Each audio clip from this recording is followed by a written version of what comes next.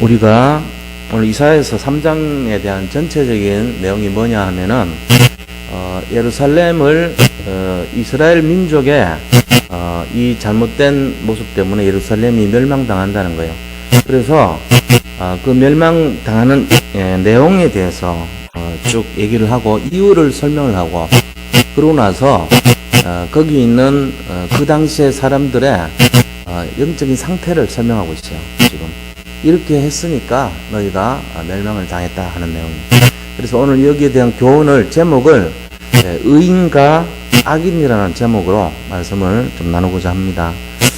먼저요, 이 첫 번째로 이스라엘 멸망에 대한 것과 하나님의 심판을 예언하고 있습니다. 이스라엘 멸망과 하나님의 심판이 이르는 이유가 뭐냐, 크게 오늘 몇 절 쭉 나와 있는데, 유다 백성의 타락에 대해서 얘기하고 있는 거예요. 첫 번째 보니까. 그래서 1절부터 12절까지에 나오는 모든 내용들은 이스라엘 중에서도 특별히 예루살렘과 유다가 의뢰하며 의지하는 것을 제하여 버린다 그랬어요. 1절에 보면 이스라엘과 유다가 의뢰하고 의지하는 것이 뭐겠어요? 우상숭배거든요. 그게 이제 하나님 말고 다른 신들을 섬기는 것을 이렇게 하나님이 싫어하는 것을 말하고 있는 거예요. 우상숭배 때문에 이들이 멸망당했다는 거죠. 그렇게 해서 그들이 정말로 그의 8절에 보면 예루살렘이 멸망하였고 유다가 엎드러졌으면 예루살렘이 멸망하고 유다가 넘어졌다는 거예요. 이유가 뭐냐면 그들의 언어와 행위가 여호와를 거역하여 그의 영광의 눈을 범하였습니다. 이제 하나님을 거역했단 말이에요. 결국 하나님 싫어하는 걸 했는데 그것이 뭐냐 하면은 하나님 이외에 다른 신을 섬기지 말라는 우상을 섬겼다는 거죠. 이것 때문에 유다 백성 전체가 징계를 받고 이스라엘이 멸망하는데 결국은 영적인 징계를 받는 거예요. 그렇게 해서 이들이 어떤 내용이 되는 건지 하면은 그들이 의지하는 것이 뭡니까? 1절에 모든 양식과 모든 물과 용사와 전사와 재판관과 선지자와 복술자와 장로와 오십부장과 귀인과 모사 모든 장인 이런 사람들을 저주해버리겠다 하나님. 이들은 모두에게 재앙을 주겠다는 거예요. 먹을 것부터 사람에게까지 전부 재앙이 임하게 하겠다는 거예요. 이제 그 이유가 하나님 떠나서 마음이 딴 데가 있고 주님 바라보지 않고 하기 때문에 그렇다는 얘기죠. 자, 이거 이제 쭉 나와 있으면서 그럼 어떻게 그들을 어려움을 주냐 하면요. 4절에 보면 그가 소년들을 그들의 고관으로 삼고 아이들이 그들을 다스리게 하신다 그랬어요. 므낫세라는 왕이 있죠. 이 므낫세 왕이 이사야 선지자를 이제 잡아서 죽입니다. 톱으로 막 잘라서 죽여요. 그런 아주 이제 우리로 말하면 연산군이나 광해군 같은 그런 왕이에요. 근데 나이가 15살 때 왕이 돼요. 이제 어린 소년이 그들을 다스리고 어린아이가 다스리는 게 돼버리죠. 이런 것이 이제 시작이 된 거예요. 그러면서 거기에 있는 사람들 보고 이렇게 통치자들이 굉장히 무능한 것을 나타내요. 그러니까 이제 주로 마지막에 이스라엘이 멸망할 당시에 북왕국 이스라엘에 멸망한 사람들이 보면은 이 남왕국 유다의 마지막 임금 3명을 이제 통해서 보면은 바벨론의 포로로 잡혀가는데요. 처음에 요야김 왕이 이제 통치를 했다가 잡혀가요. 그리고 이제 이 이스라엘 왕들에 대해서 그 유다의 왕에 대해서 저쪽에 바벨론이 와가지고 얘기를 합니다. 너 왜 조공 안 바치냐 이래가지고 막 쳐들어오죠. 그러고 나서 그 아들을 왕으로 세워버려요. 그 왕 이름이 이제 요야긴이에요. 근데 이 아들도 이제 마찬가지로 말을 안 들어요. 그러니까 그 다음에는 그 외삼촌을 왕으로 세워버립니다. 그 외삼촌이 이제 시드기야예요. 그러니까 이 시드기야가 이스라엘 남쪽 유다의 마지막 왕인데, 시드기야 왕이 잡혀갈 때는 누나를 뽑아버려요. 누나를 뽑고 이 사슬을 몸에 이렇게 칭칭 쇠사슬로 묶어가지고 그 묶인 몸뚱아리하고 말의 꼬리하고 서로 이렇게 묶어요. 그래가지고 끌고 가요, 바벨론까지. 그 이게 몸이 피투성하게 됐겠죠, 그죠? 완전 속에게 막 다 나오고 이래가지고 죽여버립니다. 그런 정도로 이제 이 우상숭배한 나라의 모습이 처절하게 재앙이 임해버려요. 그러니까 이런 재앙이 결국은 뭐를 나타내냐면 우리를 나타내는 거예요. 나를. 내가 진짜 하나님을 떠나면은 그것이 우리 속에 들어온다는 걸 보여주고 있는 거예요. 이런 것처럼 하나님의 심판의 이유는 뭐냐면 이스라엘 백성의 타락입니다. 그 다음에 13절에서 15절 보면은 뭐를 얘기하냐면은 백성의 장로들과 고관들을 심판하신다 그랬어요. 영적인 지도자, 정치적인 지도자, 다시 말하면은 그 당시의 모든 고관들, 지도자들을 대해서 심판하는 거예요. 지도자들이 어떻게 했는데요? 그들이 타락했다는 거예요. 지도자가. 왜 타락했습니까? 보니까 포도원을 삼킨 자는 너희며, 농부가 이렇게 막 농사 지어 가지고 잘 이렇게 그냥 생활하는데 가서 그 포도원을 뺏어 버리는 거예요. 오간이기 때문에 도둑질하는 거죠. 그리고 또 보니까 가난한 자에게서 탈취한 물건이 너희 집에 있다 그랬어. 그러니까 이제 이 고관들이 하는 일이, 우리나라도 뭐 옛날에 그랬잖아요. 이 고을에 원님 같은 사람들 불러가지고 네 죄를 네가 알렸다 그러면서 죄가 없는 사람 불러서 때린단 말이에요. 그러면은 살기 위해서는 죄를 용서해 달라 그러고, 그러면 어떻게 하면 되냐면은 그 죄의 값으로 쌀 뭐 열섬을 바치라 이런 식으로. 그러니까 이제 그 백성들의 모든 물건들이 원님의 창고에 배를 불리게 만드는 거죠. 그래서 어째서 너희가 내 백성을 짓밟으며 가난한 자 얼굴에 맷돌질을 하느냐 이렇게 말합니다. 그러니까 우상숭배하는 거에다가 이 영적인 지도자, 또 정치적인 지도자, 지도자들의 타락, 이것 때문에 하나님 심판하시는 거예요. 세 번째는 뭐 때문에 했냐면은 16절부터 26절까지요. 보면은 여자들이 목이 길고 그 눈이 이 굉장히 뭐라고 되어 있습니까? 이 뭐 정을 통하는 눈. 그러니까 이게 굉장히 음란한 거예요. 그 시대 모든 사람들의 분위기가 굉장히 타락되고 음란하고 그런 분위기로 가고 있다는 거죠. 지금 우리 시대도 비슷합니다. 지금 이때 시대나 우리나 거의 지금 비슷해요. 이게 영적인 타락, 성적인 타락, 이게 지금 굉장히 하나님 힘들게 어렵게 만들고, 그것 때문에 징계를 주시는 거예요. 하나님이. 우리가 이 통로를 잘 보셔야 돼요. 그래서 나에게 있는 영적인 사단의 통로가 무엇인가 잘 살펴야 됩니다. 하나님 말고 다른 거에 너무 관심이 많고, 내가 이 정말로 타락한 인생이고, 그 다음 또 우리 자신들이 굉장히 영적으로 민감하지 못하고 성적으로 타락하고, 그 다음에 그들이 꾸민 것이 전부 나오는데 보면은 뭐라고 됐습니까? 장시간 발목걸이. 우리는 발목걸이는 없잖아요. 우리는 그냥 뭐 팔찌 정도는 있죠. 목걸이는 있죠. 근데 이 당시에는요, 발목걸이, 그 다음에 코걸이, 뭐 귀걸이 이런 건 말할 것도 없고, 목걸이, 귀걸이는 기본이고, 발목걸이, 그 다음에 팔찌, 코에도 이렇게 고리를 달았어요. 코걸이, 이거 나오잖아요. 그 다음에 귀걸이, 팔목걸이, 얼굴 가리개, 화관, 꽃으로 이렇게 쓴 관, 그 다음에 발목 사슬, 발목에도 이렇게 사슬을 가지고, 발찌라 그러죠. 그 다음에 띠, 향합, 호신부는 이렇게 들고 다니는 자기 그 부적 비슷한 거예요. 복 받으라고 가지고 다니는 거. 그 다음에 반지, 코걸이, 예복, 겉옷, 목도리, 손주머니, 손거울, 세마포, 머리수건, 너울. 이게 뭔 말이에요, 전부. 외모 지향주의. 너무 막 자기를 이렇게 가꾸고 꾸미고 겉으로 치장하고 이런 거에 확실히 빠졌다는 거예요. 지금 우리 시대하고 비슷한 것 같지 않습니까? 한번 보세요. 지금 하나님이 징계를 하는데, 이스라엘 멸망과 이 유다의 멸망을 가지고 징계를 하는데 딱 세 가지 얘기했거든요. 지금 3장에서. 뭘 얘기하냐면은 너희가 우상숭배했다는 거예요. 그 다음에 두 번째는 지도자들이 타락했다는 거예요. 영적 지도자들, 교회 지도자들이 타락하고, 그 다음에 사회적인 지도자들이 타락했어요. 지금 어떤 면에서는 비슷해요. 뭔가가. 그러면서 세 번째는 사람들이 전부 외모지향주의. 그죠? 생각과 마음이 집중된 데가 전부 꾸미는 거. 겉을 꾸미고, 화려한 걸 꾸미고, 하나님께 관심 없고, 어디 관심이 있습니까? 뭔가 모르게 이 성적인 타락과 또 외모를 꾸미는 거에 관심이 있고, 어떤 사치와 이 향락과 이런 쪽에 마음이 있다는 거예요.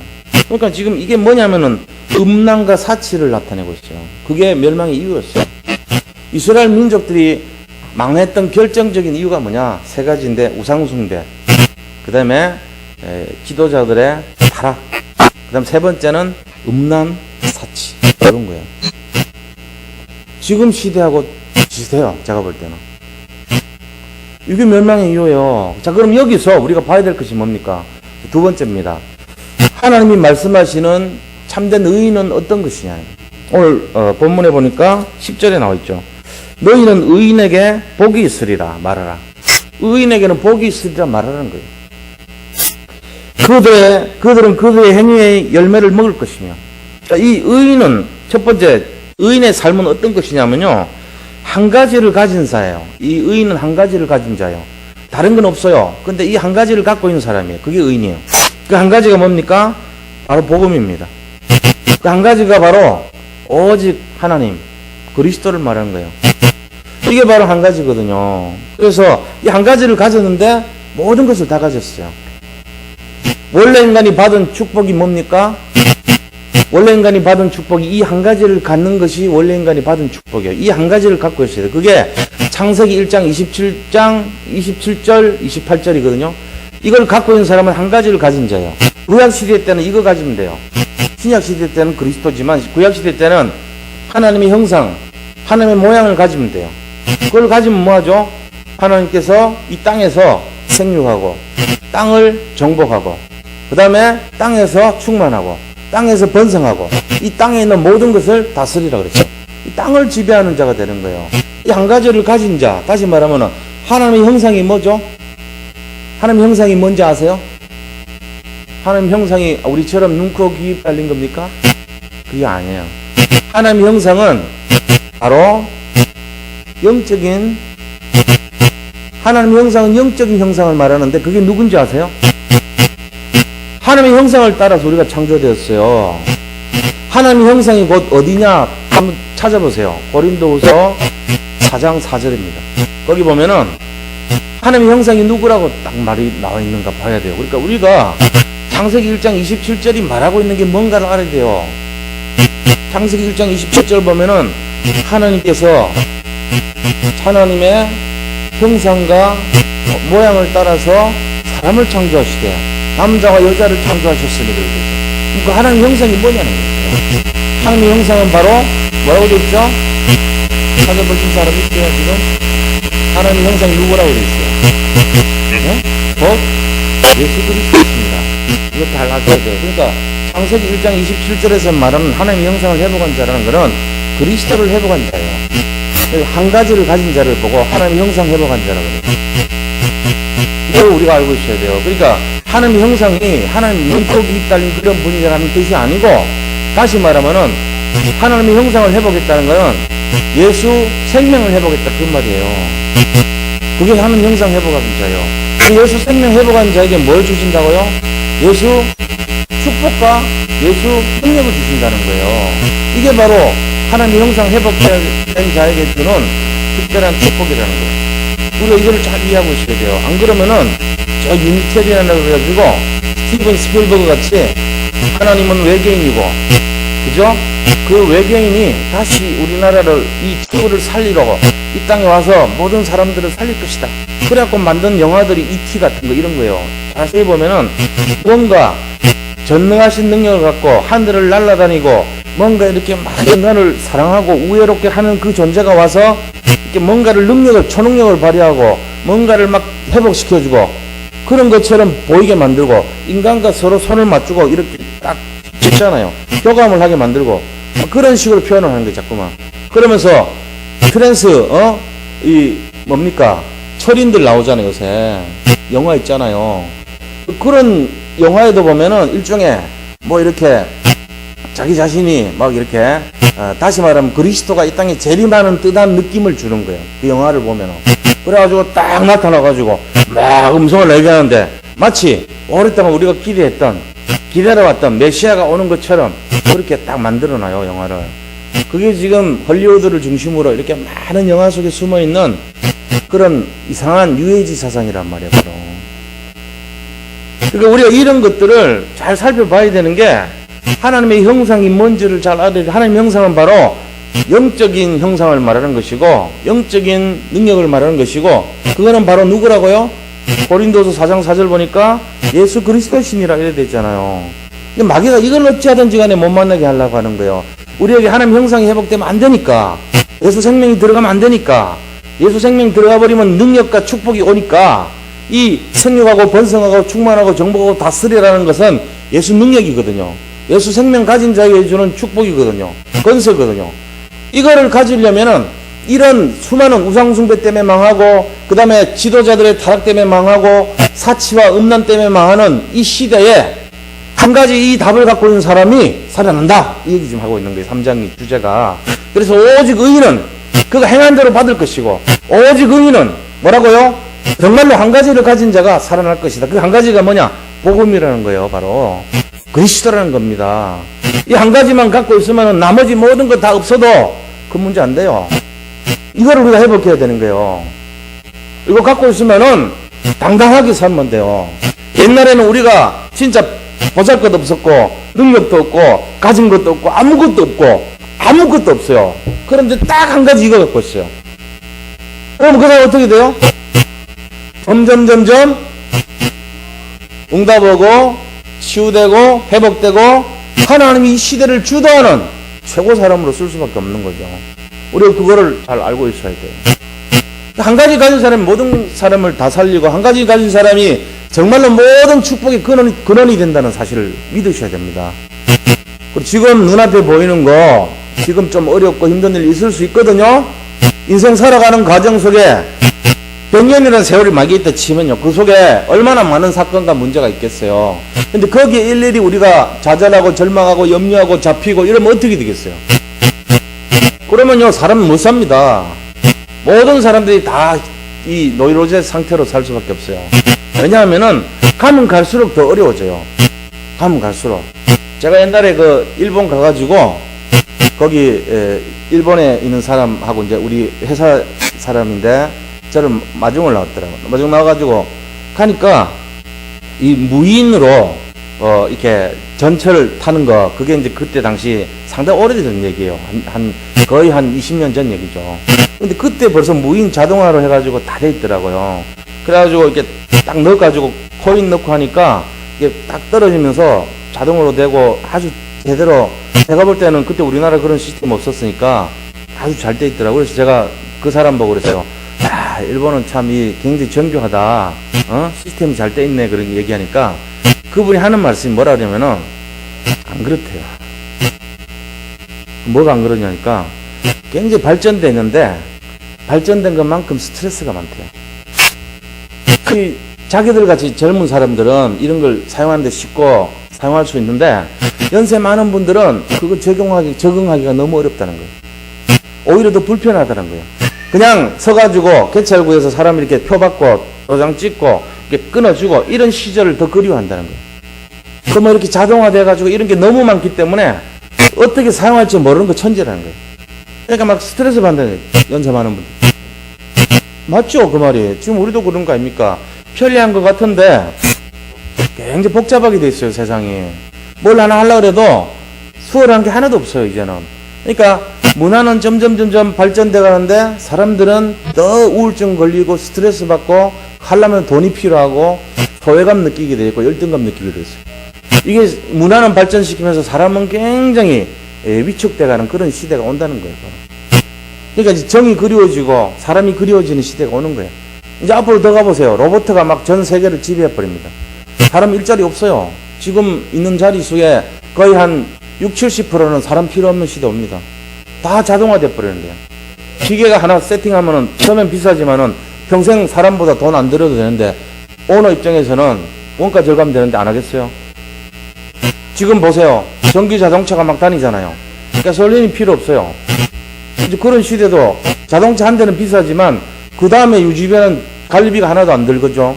그 다음에 거기서 나오는 이산화탄소가 안 나오죠. 이러니까 그걸 자꾸 선택하게 되죠. 결국은 그렇게 되면 어떻게 됩니까? 많은 사람들이 유익은 하지만 결국 알고 보면요. 점점 일자리는 잃어가요. 이제 무인 자동화 시스템. 우리가 이런 내용들을 볼 때 결국은 뭐냐, 이 모든 것을 우리가 어떻게 보면은 막 이렇게 세상 속에서 모든 걸 갖추고 모든 걸 범람하게 막 넘치는 것 같지만, 발전되는 것 같지만 별거 아니에요. 그게 사람 입장에서 잠시 편리한 것 같은데 오히려 진짜 정말로 본질을 놓치게 만들어요. 그래서 우리가 한 가지를 가졌다는 것은 진정한 의미에서는 모든 걸 가지는 원리입니다. 근데 대부분 사람들은 이거보다 뭘 바라보죠? 오늘 본문의 말씀을 바라봐요. 그게 뭡니까? 성공하려고 그러고, 그 다음에 물질을 많이 집중하고, 그 다음에 세상에서 잘 보이려고 그러고, 전부 다 외관 중심이고, 하나님 앞에서 교만하고, 하나님을 믿지 않고 타락하고, 이런 쪽으로 자꾸 관심을 가져요. 그게 결국 뭐냐면 나의 유익과 나의 성공과 나의 관심에 치중하는 삶이에요. 모든 게 내 중심의 삶이란 말이에요. 그러니까 내가 잘 먹고 내가 잘 살고 내게 유익이 되고 내가 잘 보이고 내가 남들한테 더 좋게 보이는 쪽으로, 내가 쾌락을 추구하는 쪽으로만 관심이 있어요. 그리스도 별 관심 없어요. 이렇게 되면 어떻게 되죠? 인간성 상실합니다. 그 다음에 영적인 거 놓칩니다. 결국은 뭐죠? 전부 다 우리가 영적인 존재이기 때문에 영적 문제가 와요. 이런 시대가 오는 거예요. 그래서 진정한 의인의 삶은 뭐냐면요, 참된 응답을 받는 축복 인생이고, 그 행위의 열매를 먹는다 그랬어요. 그들의 행위의 열매를 먹을 것이요. 자, 그들의 행위의 열매가 뭔데요? 우리가 뭐 착하게 살고 잘하고 뭐 이런 게 아니에요. 그들의 행위의 열매는 다른 게 아니고 믿음을 말하는 거예요. 믿음을 말하는 거예요. 요한복음 6장 28절 29절에 뭐라고 그랬습니까? 예수님 제자들이요 따라다니다가 물어봤어요. 누가 큰 자인가 작은 자인가 하다가 싸우다가 너희 중에 저 어린아이와 같이 안 하면 안 된다고 얘기한 다음에 제자들이 물어본 거예요. 그럼 예수님 도대체 우리가 어떻게 해야 하나님의 일을 합니까? 진짜 하나님 일을 하면 누가 큰 일을 하는지 누가 작은 일을 하는지 구분될 거 아닙니까? 누가 큰 자입니까? 이 질문 다음에 나온 얘기가, 그러면 우리가 어떻게 하여야 하나님의 일을 합니까? 물어봤어요. 여기 계신 분들도 그런 질문 할 거 아니에요. 우리가 어떻게 해야 하나님의 일을 더 잘하겠습니까? 물어볼 수 있잖아요. 그 예수님이 그러려면은 헌금을 많이 내라. 그러려면은 기도를 많이 해라. 그러려면은 성경을 많이 읽어라. 그러려면은 교회를 위해서 헌신을 많이 해라 라고 말할 것 같았는데 그런 말씀한 게 아니에요. 그건 우리 생각이에요. 뭐라고 대답한지 아세요? 예수님이 예수 믿으라고 했어요. 요한복음 6장 29절 보세요. 우리가 어떻게 하나님을 하겠습니까? 물으니까 예수님 답변이요, 하나님이 보내신 자를 믿는 것이 하나님의 일이다, 이렇게 말했다니까요.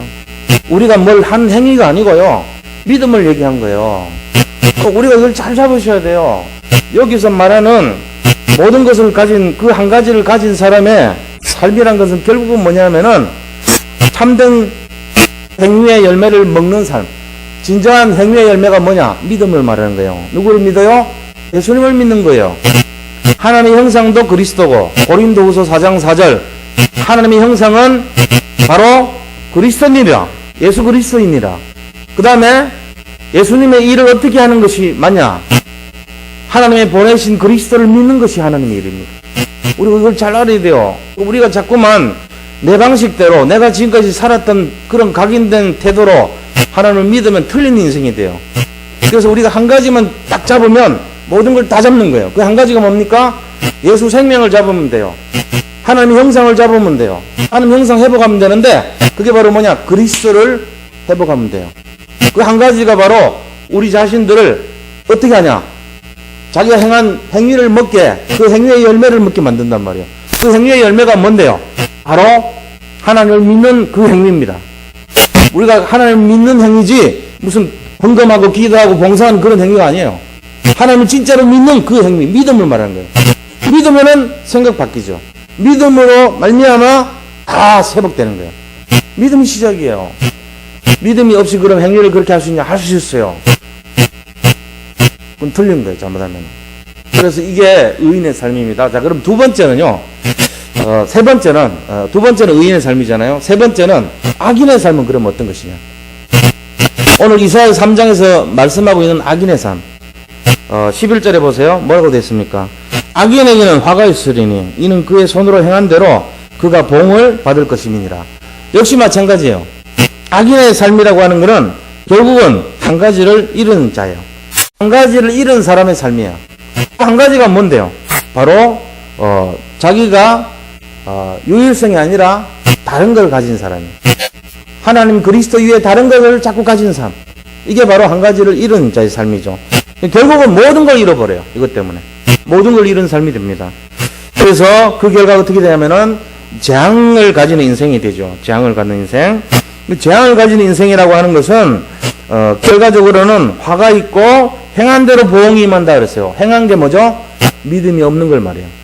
여기서 무슨 뭐 악을 행하고 우리가 말하듯이 술을 마시고 담배를 피우고 뭐 행위가 나쁘고 음란하고 이런 걸 말하는 게 아니고 그거보다는 더 근본적으로 그리스도를 믿지 않는 삶, 그리스도를 부인하는 삶, 그리스도 위에 다른 것을 자꾸 바라보는 삶, 그걸 말하는 거예요. 그게 행한 대로 봉을 받아요. 우리가 이거를 잘 이해하셔야 됩니다. 오늘 이사야 3장에서 말하고 있는 내용이 결국은 뭐죠? 복음의 정신을 말하는 거잖아요. 복음, 정말 복음 갖고 오직 복음 하나만 갖고 있는 그 사람은 예수 형상, 그리스도, 예수 하나님의 형상인 그리스도를 회복한 자고 그것 때문에 모든 걸 회복할 수 있고 모든 응답이 오지만 만약에 그 한 가지를 잃어버린 사람이 되면은 결국은 우상숭배하고 그 다음에 이 영적으로 타락한 인생이 되고 결국은 관심이 외모를 지향하고 교만하게 되고 음란하게 되고 이런 건 말하는 거예요. 그래서 그가 행한 보응대로 하나님 믿지 않는 사람의 보응인 저주와 재앙과 지옥 배경으로 빠진다 이 얘기를 한 겁니다. 잘 이해하셔야 돼요. 네, 오늘 이 내용 속에서 결론을 내리겠습니다. 그러면 결론이 뭡니까? 우리가 어떤 결론을 가져야 되냐? 첫째는요, 복음 개혁을 가져야 돼요. 복음 개혁. 복음을 개혁시켜야 돼요. 복음으로 우리 인생을 개혁시켜야 돼요. 그 결국은 뭐냐? 오직 그리스도 돼야 된다. 복음을 가지고 우리 인생을 개혁하지 않으면은 우리 인생 자체가 자꾸만 힘든 인생 돼요. 이게 답으로 잡혀야 돼요. 복음 개혁. 두 번째는 뭘 해야 되냐? 자기가 갖고 있는 지도자면 지도자의 직분을 개혁해야 돼요. 우리는 에클레시아입니까? 성도라는 직분을 갖고 있고 또 중직자 분들은 중직자의 직분을 갖고 계세요. 이 직분을 개혁시켜야 돼요. 그럼 직분 개혁이 되려면 어떻게 돼요? 나는 빛이요, 나는 소금이요, 나는 왕같은 제사장이요. 그리스도께서 그의 나라의 귀한 빛에 들어오게 하신 이의 아름다운 덕을 선포하게 하기 위한 선지자요. 이거거든요. 그 선지자요, 제사장이요, 왕이요. 우리가 빛이요, 소금이요. 이게 우리의 직분이거든요. 이 직분을 개혁시켜야 돼요. 어떻게 개혁하죠? 내가 있는 자리가 선교지란 말이에요. 내가 있는 현장이 전도 현장이라는 것을 깨닫고 거기서 복음을 위해서 뭐 하라고요? 말씀 잡고 기도하면 돼요. 우리가 직분을 개혁하는데 일하는 게 아니고 결국은 어떻게 해야 하나님의 직분을 감당하리까 물으니까 하나님의 보내신 자를 믿으면 된다 그랬어요. 믿음으로 시작하면 돼요. 결국 그리스도를 진짜로 믿으면은 우리가 성령인도 받게 돼 있죠. 그거 이제 답을 딱 잡고 있어요. 그래서 세 번째는 그럼 뭘 해야 되냐? 오늘 보니까 여자들이 목을 늘리고 이 여자들이 그 눈이 음란한 눈을 갖고 있고 꾸미는 외모가 목걸이와 귀걸이와 뭐 코걸이와 그다음 팔찌와 반지와 그다음 뭐 다리에 사슬과 뭐와 뭐 전부 다 보면 막 꾸미는 거에 막 온통 집중돼 있잖아요. 하나님이 그거를 보고는 지금 심판하시겠다고 얘기한 거예요. 너무 하나님 떠나가지고 다른 데만 집중하지 않냐 너희가. 삶의 개혁이 필요한 거예요. 우리가 결국은. 세 번째는 오늘 이사야서 3장에서 말하고자 하는 내용이 뭡니까? 복음 개혁해라. 그 다음에 직분자들은 직분을 개혁해라. 세 번째는요, 삶을 개혁해라. 이 메시지란 말이에요. 결국은. 이게 이사야 3장이 우리한테 주려고 하는 내용입니다. 안 그러면 멸망이 임할 것이니까 우리가 복음을 개혁해서 오직 그리스도만 바라봐야 된다. 그 다음에 직분을 개혁해서 진짜로 영적으로 깨어있어야 된다. 삶을 개혁해서 우리 자신들이 진짜 현장 속에서 내 모습을 통해서 그리스도의 향기를 발해야 된다. 이렇게 말하고 있는 거예요. 삶의 개혁이 어떤 거죠? 남들을 미워할 때 같이 미워하고 싫어할 때 같이 싫어하고 다른 사람이 나를 욕을 할 때 같이 욕하는 거는 그런 삶의 개혁이 아니에요. 그건 그리스도인이 아니고 일반 사람들의 모습이에요. 그럼 그리스도인의 모습이 되려면 어떻게 해야 돼요? 그리스도의 마음과 그리스도의 생각과 그리스도의 정신을 갖고 사는 걸 말하죠. 도저히 용서할 수 없을 때 어떻게 해야 돼요? 그냥 그리스도의 믿음을 가지고 가야 돼요. 사랑하고 축복을 빌어주고 복의 근원의 삶을 살고 이렇게 하면 되죠. 그렇게 하면서 교만하지 말고 겸손한 인생이 되고 섬기는 삶이 되고 영적으로 복음 중심의 삶이 되면 되는 거예요. 그게 삶의 개혁이에요. 그래서 섬기는 종이 되라 그랬잖아요. 십자가를 지는 삶이 되어야 됩니다. 우리가. 그리고 정말 어떻게 됩니까? 이 시대 파수꾼의 삶을 감당해야 돼요. 또 말씀을 따라가는 삶이 돼야 돼요. 그리고 또 어렵고 힘들고 정말로 세상에서 경쟁하고 그런 인생이 아니라 정말로 누리고 또 복음을 정말 우리 삶 속에 적용시키고 복음 때문에 행복하고 은혜를 받는 사람을 살리는 그런 인생이 돼야 됩니다. 그게 삶의 개혁이에요.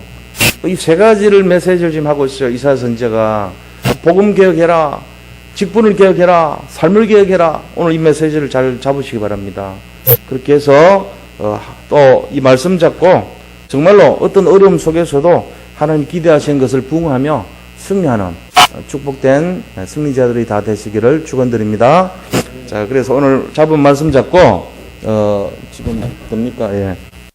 잡은 말씀을 잡고 같이 한번 기도를 했으면 좋겠습니다. 우리 받은 말씀 먼저 기도하고 여기 나와 있는 기도 제목 갖고 같이 기도하도록 그렇게 하겠습니다. 오늘 받은 말씀 잡고 기도합니다. 하나님, 오늘 주신 말씀처럼 우리가 정말 아버지 이 복음이 개혁되어서 오직 주님 바라보고 다른 것을 바라보지 않게 하여 주옵소서. 그리고 또한 직분이 개혁되어서 선지자와 제사장과 왕의 축복을 누리며 정말로 사람을 살리는 증인이 되기를 원합니다. 또한 삶의 개혁을 통하여서 정말 우리가 아버지 음란한 그런 세태를 본받지 말고 정말로 아버지 믿음으로 하나님에 집중하여 정말 이 시대를 살리고 현장 살리는 주역 인생이 되고 겸손한 삶으로 사람들에게 복음의 향기를 바라는 그러한 축복된 인생 되기를 원합니다. 내가 있는 자리에서 지교회 운동하며 정말로 복음을 아버지 통하여서 많은 사람들을 살리는 주역이 되기를 원합니다. 하나님께서 우리에게 구원하신 거 감사하고 이 미션 감당하는 삶 허락하신 거 진심으로 감사를 드립니다. 주여, 정말로 이 복음의 가치에 눈이 열려서 우리가 정말 아버지 하나님 사랑하는 그런 사람들 다 되게 축복하여 주옵소서. 오늘 이 밤에 우리의 기도를 들으시고 하나님께서 함께하는 귀한 밤 되기를 원합니다. 주님께서 역사하시고 인도하여 주옵소서. 예수 그리스도 이름으로 기도드립니다. 아멘. 오늘 금요 예배 기도 제목은 우리 내일 이제 임마누엘 서울교회에서 모임을 갖습니다. 그래서 처음에 우리가 이제 부스를 마련을 하고 한 50명 정도 참여할 거로 신청을 해놨어요. 근데 오늘 메시지가 왔는데 거기 신청 인원이 원래 4,000명인데 6,000명이 지원을 받았어요 지금. 그래서 바꿨어요. 선착순으로 왔는 대로 그냥 오는 대로 막 앉아요. 그렇게 하는데 2,000명이 더 오면 안 되잖아요. 그래서 예원교회 성도들하고 경인지역 경인노예 성도님들은 예원교회에서 모입니다. 2,000명은 글로 가요. 나머지 노예하고 강원도 쪽은 우리 인대로 임마누엘 서울교회로 오는 거예요. 그러니까 이제 4,000명 정도인데 자리가 없을 수도 있잖아요. 그러니까 이제 아침에 아마 일찍 오는 분들이 많을 것 같아요. 그러니까 시간 되시는 분들은 교회 봉고차 타면 늦으니까 미리 가세요, 다들. 그게 좋아요. 8시 반 정도 가셔야 자리 있을 거예요, 아마. 거기 자리가 없을 수도 있어요. 그래서 빨리빨리 가시고, 늦게 오신 분들은 9시에 출발해가지고 가면 아마 제일 뒷자리에 앉을 거예요, 아마. 그렇게, 화면 보고 예배 드려야 될 줄로 믿습니다. 어쨌건 그렇게 시간표를 통해가지고, 모든 성도님들이 이 전도 축제 그런 시간표 속에서 은혜를 받고 전도자의 축복을 누릴 수 있도록 한국과 전 세계에 이번 전도 축제가 그들의 마음과 심령을 이렇게 흔들어 놓는 그런 계기가 될 수 있도록 기도해 주시기 바랍니다. 나머지는 우리가 늘 기도하던 내용들이니까 잘 보시고, 특별히 우리 박성란 안수집사님 지금 집에서 이렇게 교회 예배를 잘 못 드리고 있는데 건강을 위해서 같이 좀 기도해 주시기 바라고요. 그렇게 한번 같이 주여하고 기도 한번 같이 하겠습니다. 주여, 아버지 하나님, 오늘 이 밤에도 주의 성령으로 역사하는 밤 되기를 원합니다. 아버지 하나님, 내일 우리 정말로 전국 우리 전도 집회가 있습니다. 임마누엘 서울교회에서 진행되는 이 일을 통하여서 하나님 영광을 받아 주시옵시고 정말로 하나님께서 함께하여 놀라운 축복이 시작되게 하여 주옵소서. 이 일로 우리 한국 전체 교회에 아버지 정말로 전도의 각성이 일어나게 하여 주옵시고, 참된 전도자들의 아버지 축제의 시간이 되어서 우리가 하나님의 음성을 듣는 귀한 시간 되게 하시고, 우리 모든 성도님들이 전도자의 삶을 결단하는 귀한 은혜의 시간 되게 축복하여 주옵소서. 강단의 말씀의 흐름을 잡고 말씀을 실현하며 복음의 개인화가 일어날 수 있도록 역사하시고, 교회 영적 분위기가 살아나고 복음 가진 나 자신 때문에 모든 부서가 부흥되게 인도하여 주옵소서. 불광사 미르가 문불교교당 석천고군의 역사하는 흑암의 세력이 완전 결박 처방되도록 인도하시고, 8가지 미션이 삶 속에서 누려지고 도전에서 응답받게 역사하여 주옵소서. 우리 새가족분들이 교회에 잘 정착하고 복음의 뿌리 내리며 다락방 연결될 수 있도록 주님 함께 하시고, 모든 환자분들이 치유할 영적인 힘을 얻어서 온전하게 회복될 수 있도록 축복하여 주옵소서. 우리 김영수 성도님, 강희진 성도님, 또 박영미 성도님과 권선인 권사님, 박성남 수사님 회복을 위해 기도합니다. 아버지 하나님께서 함께 하시고 정말로 아버지 영적인 힘을 얻어서 모든 것이 회복될 수 있도록 축복하여 주옵소서. 교사 모임을 통해서 교사 개개인이 사명을 발견하고 성령 충만을 누리도록 인도하시고 역사하여 주시기를 원합니다. 우리 모든 산업인들이 산업에 하나님의 능력이 나타나서 렘넌트 사역과 홀림의 손의 발판이 되도록 인도하여 주시옵소서. 산업 선계를 통해서 복음 경제가 회복되고 선교기의 응답을 받을 수 있도록 역사하여 주옵소서.